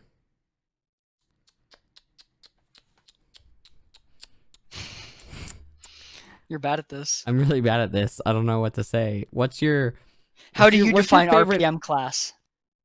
hey, I mean that's an option, or what's your favorite SSD or something. I don't know. What I like the how do you define RPM class? Yeah, how do you guys define Because RPM we don't know class? how we don't know how Like what's Western that Digital does mean? it. Yeah. It's like oh, this is here. You see Claptrap's coloring here, right? This I call this red class. That's what this is. This is red class color. It's not you know, I mean it's not yellow. It's red class. Yeah. Just Anyway, like get, like think about it, take some time, meditate on it, and just like, what does RPM class mean to you? yeah, I want to know how important it is to you, you know. Does it touch your soul in some way or another? I don't know. Well, thank you everybody for watching, and of course we'll see you all in the next one. Bye.